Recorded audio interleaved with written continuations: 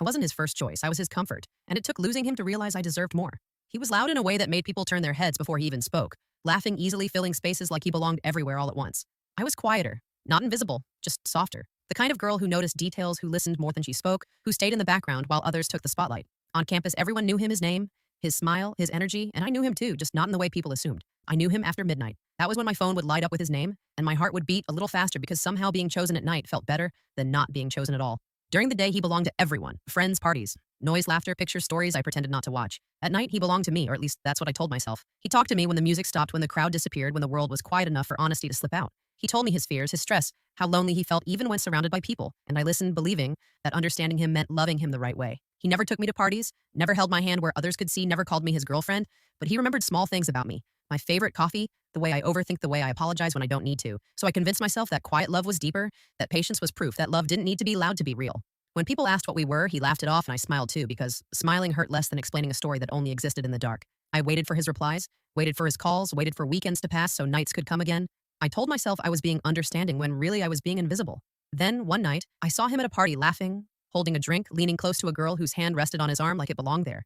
He didn't see me at first, and that hurt more than if he had, because it showed me how easily he lived without me. When he finally noticed me, he smiled politely like I was just another familiar face, not someone who held his secrets, not someone who stayed when everyone else left. He asked why I looked upset, like my feelings were unexpected, like I was overreacting, and I nodded, pretending everything was fine, because confrontation required strength and I was tired.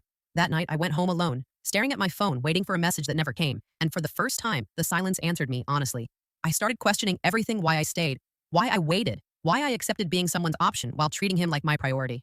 When he texted days later acting normal, I didn't reply immediately, and I felt the shift inside me, the space I had been afraid of creating. I realized how much of the relationship I had been holding together, how my patience had become permission, how my silence made it easy for him to stay comfortable. When we finally talked, there were no tears, no drama, just tired honesty.